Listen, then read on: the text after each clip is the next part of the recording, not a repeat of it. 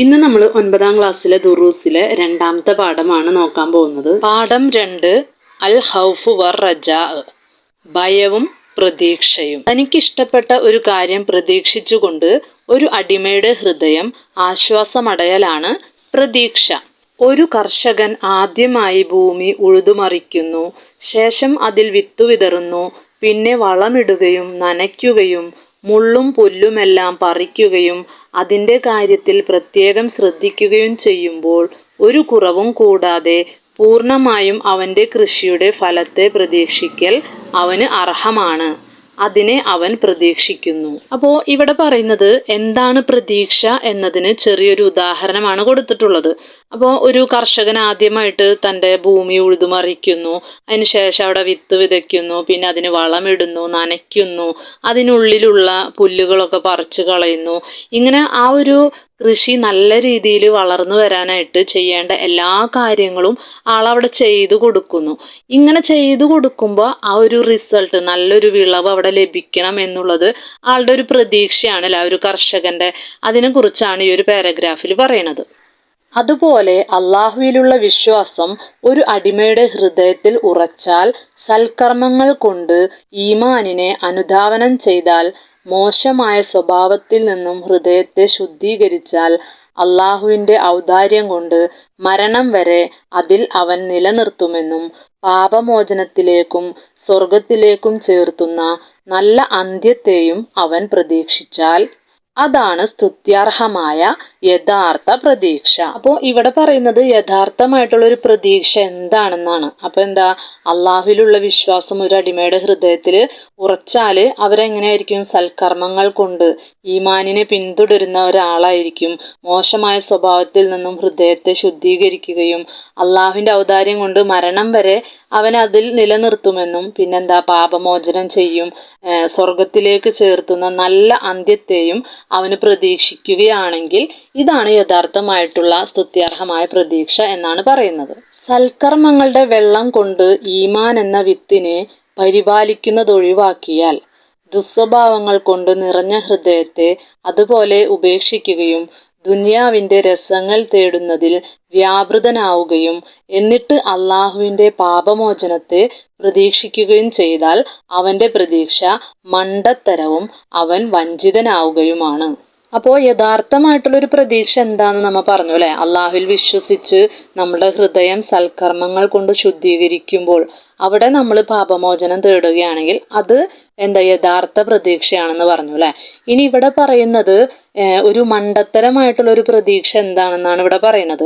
അപ്പോൾ സൽക്കർമ്മങ്ങൾ ചെയ്യാതെ ദുസ്വഭാവങ്ങൾ കൊണ്ട് നമ്മളുടെ ഹൃദയത്തിൽ നിറയ്ക്കുകയും പിന്നെന്താ, നമ്മളുടെ ദുനിയാവിലെ കാര്യങ്ങൾക്ക്, ദുനിയാവിലെ താല്പര്യങ്ങൾക്ക് വേണ്ടി മാത്രം വ്യാപൃതനാവുക, എന്നിട്ട് അള്ളാഹുവിൻ്റെ പാപമോചനത്തെ പ്രതീക്ഷിക്കുകയും ചെയ്താൽ അത് മണ്ടത്തരമാണെന്ന്. തെറ്റുകളൊക്കെ ചെയ്തിട്ട് അവസാനം പാപമോചനം ചെയ്യുമ്പോൾ നമ്മൾ മണ്ടത്തരമാണ് അവിടെ കാണിക്കുന്നതെന്നാണ് ഇവിടെ പറയുന്നത്. നന്മകളിൽ പരിശ്രമിക്കുകയും തിന്മകളെ ഉപേക്ഷിക്കുകയും ചെയ്യുന്ന അടിമ അള്ളാഹുവിൻ്റെ ഔദാര്യത്തിൽ നിന്ന് പൂർണ്ണമായ അനുഗ്രഹത്തെ പ്രതീക്ഷിക്കാൻ അർഹമായവനാണ്.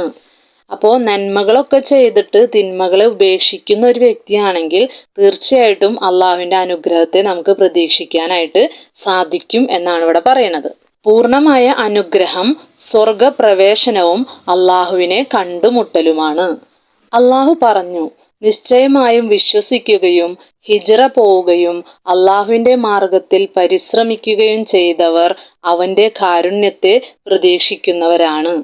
പ്രതീക്ഷ ഏതവസ്ഥയിലും അമലുകൾ കൊണ്ടുള്ള ദീർഘ പരിശ്രമത്തെയും അതിൻ്റെ മേൽ നിത്യമാക്കലിനെയും ഉണ്ടാക്കി തീർക്കുന്നു. പ്രതീക്ഷയുടെ അടയാളങ്ങളിൽ പെട്ടതാണ് അള്ളാഹുവിലേക്ക് പതിവായി മുന്നിടുന്നത് കൊണ്ടുള്ള ആനന്ദവും അവനുമായി മുനാജാത്ത് ചെയ്യുവാനുള്ള സന്തോഷവും. അപ്പോൾ പ്രതീക്ഷയുടെ കുറച്ച് അടയാളങ്ങളാണ് ഇവിടെ പറയുന്നത്.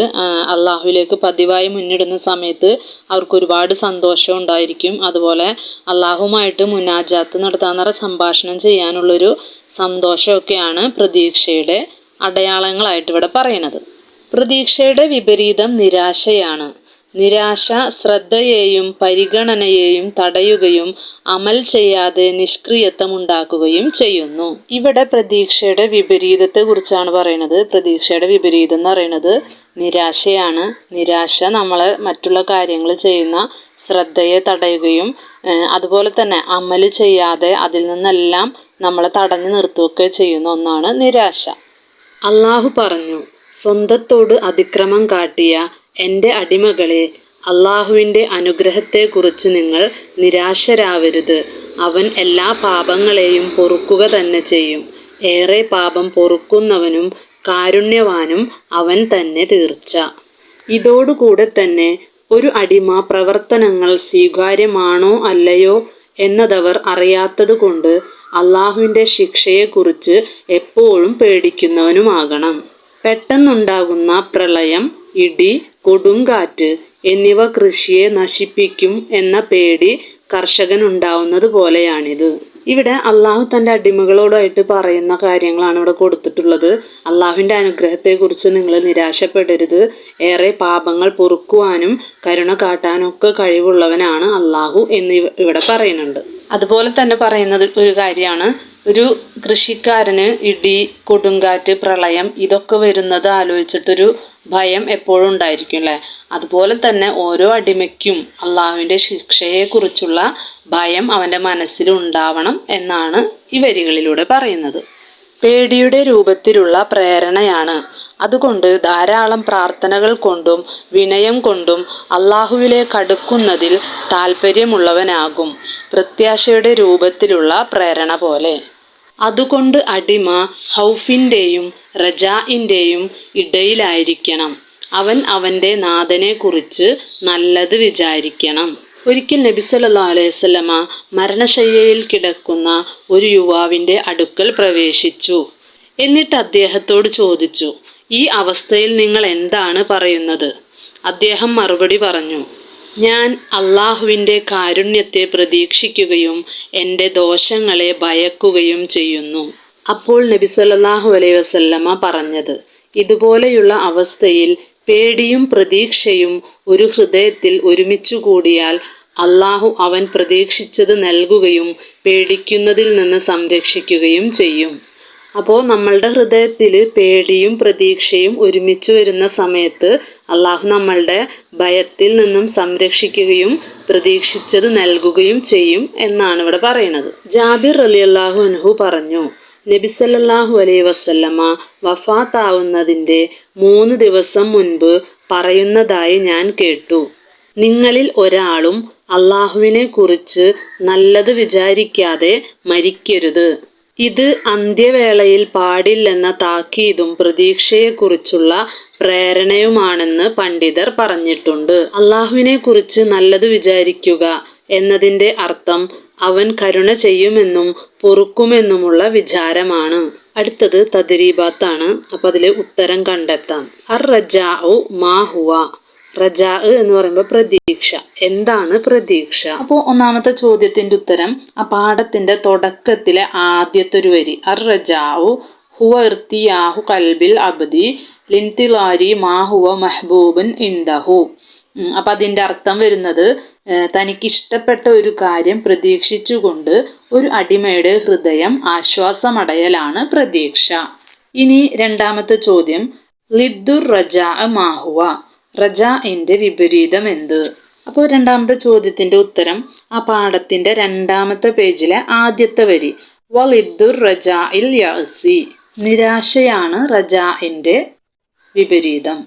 3ാമത്തെ ചോദ്യം, തമാമുൻ നിഅമതി ബിമാ. എന്തുകൊണ്ടാണ് അനുഗ്രഹത്തിൻ്റെ പരിപൂർണത? അതിൻ്റെ ഉത്തരം വരുന്നത് ആ പാഠത്തിൻ്റെ 2ാമത്തെ പാരഗ്രാഫിൽ, ബിദുഖൂലിൽ ജന്നത്തി വലിക്കാഹില്ലാഹി തആല. സ്വർഗപ്രവേശനവും അള്ളാഹുവിനെ കാണലുമാണ് അനുഗ്രഹത്തിൻ്റെ പരിപൂർണത. മാദാ യൂരിസുർ റജാ. ആ ചോദ്യത്തിൻ്റെ ഉത്തരം പാഠത്തിലെ ആദ്യത്തെ പേജിൽ 3ാമത്തെ പാരഗ്രാഫിലെ വർ റജാഉ യൂരിസ് തൂല മുതൽ അതിൻ്റെ 2ാമത്തെ വരിയിൽ തകല്ലബത്തിൽ അഹ്വാല്, അതുവരെയാണ് അതിൻ്റെ ഉത്തരം വരുന്നത്.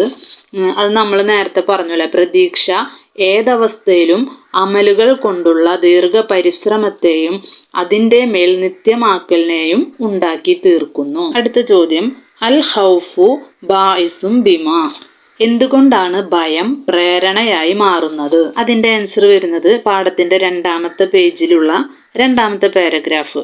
അതിൽ പറയുന്നുണ്ട്, അൽ ഖൗഫു ബായിസും ബിത്തൊരീക്കി റഹ്ബത്തി, ഭയപ്പെടുത്തലിലൂടെ ആരാധന ചെയ്യാൻ പ്രേരിപ്പിക്കലാണ്. അതിൽ 6ാമത്തെ ചോദ്യം, അർ റജാഉ ബായിസും ബിമാ, എന്തുകൊണ്ടാണ് പ്രതീക്ഷ പ്രേരണയാകുന്നത്? അതിൻ്റെ ആൻസർ വരുന്നത് 2ാമത്തെ പേജിൽ, ആ പാഠത്തിന്റെ 2ാമത്തെ പേജിലുള്ള 2ാമത്തെ പാരഗ്രാഫിൽ തന്നെയാണ് അതിൻ്റെ ആൻസർ വരുന്നത്. അന്നർ റജാ ബായിസും ബിത്തൊരീക്കി റഹ്ബത്തി, അതിൻ്റെ അർത്ഥം താല്പര്യമുണ്ടാക്കി ആരാധന ചെയ്യാൻ പ്രേരിപ്പിക്കലാണ്. അടുത്തത് നുബയ്യിനു, വ്യക്തമാക്കാം. മലറത്തുൽ യഅസി, നിരാശയുടെ പ്രത്യാഘാതം. അതിൻ്റെ ഉത്തരം വരുന്നത് ആ പാഠത്തിന്റെ 2ാമത്തെ പേജിലെ ആദ്യത്തെ വരി, വൽ യഅസു യംനഉ മിന തഅഹുദി വൽ ഇഗ്തിനാഇ ഫയഖൂദു അനി ത്വാഅതി. അതിൻ്റെ അർത്ഥം നിരാശ ശ്രദ്ധയെയും പരിഗണനയെയും തടയുകയും അമൽ ചെയ്യാതെ നിഷ്ക്രിയത്വം ഉണ്ടാക്കുകയും ചെയ്യുന്നു.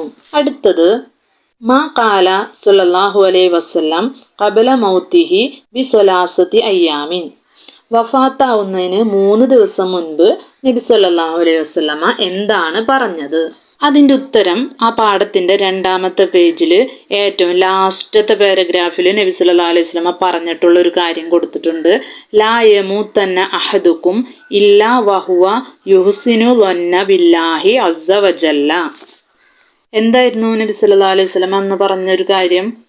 വഫാത്താവുന്നതിൻ്റെ 3 ദിവസം മുൻപ് നബി സല്ലല്ലാഹു അലൈഹി വസല്ലമ പറയുന്നതായി കേട്ടു എന്ന് പറഞ്ഞിട്ട് ജാബിർ റളിയല്ലാഹു അൻഹു പറഞ്ഞിട്ടുള്ളൊരു കാര്യം ഉണ്ടായിരുന്നു, ഒരാളും അള്ളാഹുവിനെ കുറിച്ച് നല്ലത് വിചാരിക്കാതെ മരിക്കരുത്.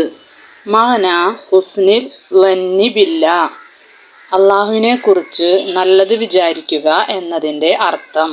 അതിൻ്റെ ഉത്തരം ആ പാഠത്തിലെ ഏറ്റവും ലാസ്റ്റത്തെ പാരഗ്രാഫിൽ അവസാനത്തെ വരി കൊടുത്തിട്ടുണ്ട്.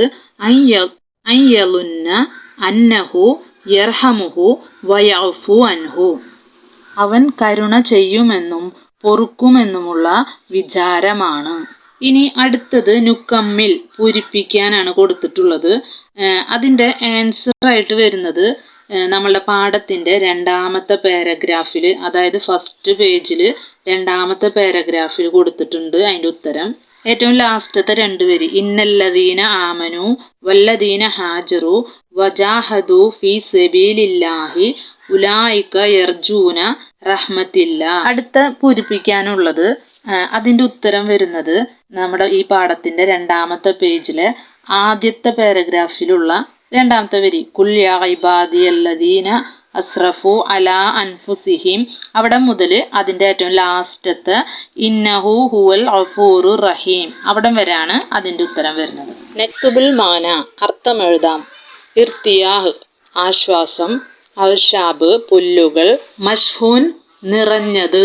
മുജാഹദത്ത്, പരിശ്രമം. യുസമ്മിദു, വളമിടുക. ബദറുൻ, വിത്ത്. ഖുനൂത്തുൻ, നിരാശ. മുവാലബത്ത്, പതിവാക്കൽ. 2ാമത്തെ പാഠം ഇവിടെ അവസാനിച്ചിരിക്കുകയാണ്. അപ്പോൾ നമ്മളുടെ ഈ ഒരു ക്ലാസ്സിനെ കുറിച്ചുള്ള അഭിപ്രായങ്ങളൊക്കെ നിങ്ങൾ കമൻറ്റ് ചെയ്യുക. നമ്മുടെ ചാനൽ ഒന്ന് സബ്സ്ക്രൈബ് ചെയ്ത് സപ്പോർട്ട് ചെയ്യുക.